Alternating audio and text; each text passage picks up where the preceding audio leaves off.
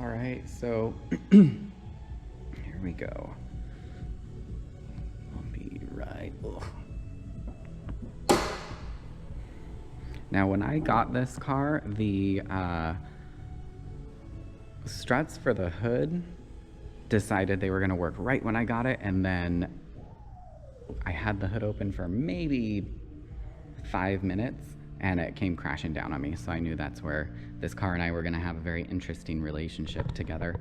But so I typically don't like to put a whole bunch of oil on the cosmetic oil on the plastics, because it really can camouflage some things over the course of a dealer having the car. And one of those things, for instance, is it would camouflage like right here. It's a little bit wet, and it's very typical for these to leak. I believe this is the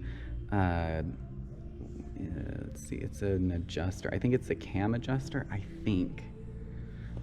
But it's very, very common for those to leak. So when I was talking about the timing belt on these cars, so if you look, it's so close here. There's no working space. So literally anything that a mechanic or a dealer or even a DIY needs to do on this car, the entire brace, needs to come off, and the bumper and the whole front of the car moves a little bit forward, and then you have a bunch of working space. And actually, if you look, the radiator support is here. So this is actually where the radiator sits. So that gives you a huge amount of working space once you get this up. So another thing that these cars will have issues with is the drive belt. It's the tensioner pulley. So this one, even, I just checked the other day, but if you look right down in there, it is a little wobbly. So this car just recently started making a little bit of a squeak once it first starts in the morning, and that's what that is. So that as well is going to be on its way to be changed. Also, I always put K&N air filters in the cars. People do not like to change their air filters for some reason. I don't understand it, but in order for me to eliminate that aspect for my customers or clients, or however you want to describe them, I just change it with the K&N version, because I know it's probably never going to be changed again anyways. So that gets changed. Spark plugs on this car were done. They're generally always done on my cars. And then I did the coolant service. I did the power steering. So of course I did the oil. I always use Royal Purple oil filters, and then on this car I believe I use Liqui-Moly synthetic oil. Typically you can extend the service interval. If you're doing a DIY, you can extend your service interval by a few thousand miles, maybe to 5,000 or 6,000 miles instead of 3,500. And in some situations, you might be able to use your Royal Purple oil filter twice. Of course, I don't always admit that to the customer, because then they'll use it 5 or 6 times. So, which will just cause engine damage, and then they'll come yell at me. So I don't advocate that, but it is advertised. And if you are doing a DIY and you are somewhat mindful of your car, then you can maybe utilize that. So here, the condensation that's in this headlight, it's a little peculiar. It looks as if the glue here has released, and it looks like it released here as well. So I ordered a new headlight, and I'm just gonna go ahead and change it, because it looks as if this headlight here may have been refinished. So then this headlight, it feels like the finish on it is fine. It's just that glue. So I'll just change the whole headlight and just call it a day. And then while I'm at it, I'll go ahead and change the bulbs. So another issue that these cars had when I was talking about the timing belt is that the water pump is it's a timing belt driven water pump, and it has plastic fins, and I might be able to show you those here in a moment. Let me go see if I can find it. Okay, so here we have, this is the water pump here. So the pump spins, but this one came defective, so this one was already broken. But see, this piece is plastic, and while it's a very hard plastic, it weakens from the coolant being acidic or very alkaline. It weakens plastic, so it will eventually just fall into pieces and go inside the engine, and then you're gonna have engine failure.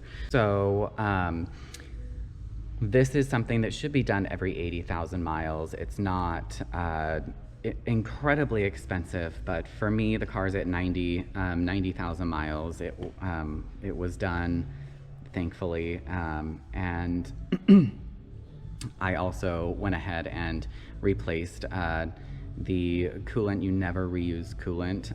Really, coolant should be changed every 2 to 4 years. So this car actually had fantastic service records. So I was able to kind of refer back to those and see what had been done by the previous owner, and that way I didn't have to redo stuff. So this here is just a little bit of a show as to, you know, cost cutting, because essentially a timing belt is a manufacturer cutting costs as compared to creating a chain-driven timing system. So again, built on a budget, more or less very well on a budget, but built to a very strict budget. With no overspending at all whatsoever. That was probably a fireable offense. So let's see, another thing that these had issues with was the catalytic converters would just kind of shatter. And I can't really show you, but right back there, in between this wire and that wire, see a little tube. There's your catalytic converter. It was just a poorly manufactured catalytic converter, and they would release their ceramic and it would go through the exhaust system. So listen for any type of rattles when you first take off, or when you first start the car. You'll hear a little bit of a rattle down beneath the seat or right in front of the dash. Otherwise, I mean, these cars were fairly stout cars. I enjoy them just because they're it's an easy turn, easy sell, and an easy buy for a customer because the parts are relatively inexpensive.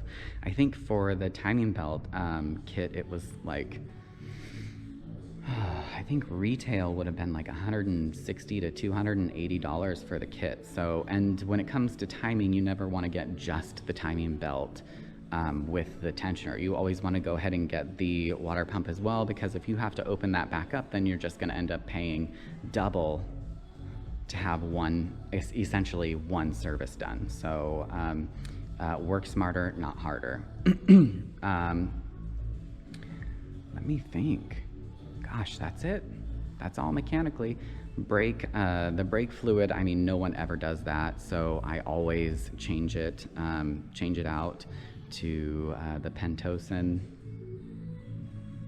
Was it Pentosan? I think, oh hell. I think it's Pentosan. But anyways, we will be taking this car out shortly. See you in a sec. I did forget one thing. The battery on these cars was a little bit of a surprise for me when I first got my very first 300M in stock. It's actually right down there. So it's underneath the airbox, and you can access it either through the fender lining, it would have been the Sebring. Oh God, that's another car that's dreadful. This car is not dreadful, but the Sebring is. Under, whoa, I know people are gonna beat me up over that, so let me go back for just 1 second. The convertible Sebring with the 2.7 was dreadful. The coupe with the 3.0 was not. So you can go in through the wheel lining, or you can take out the airbox and all of that junk right there, and you can access the battery at that point. There are two, there's your jumping terminals right here and here if you need to jump the car. I did notice with a Sebring that if you decide that if you have to jump the car, you are going to blow a fuse. And I didn't hook the car up incorrectly, but I had two Sebrings that happened with, and it's always the, I think it's like the immobilizer fuse or something it's over on that side over there. So, yeah, okay, so I think we're finally done. I think.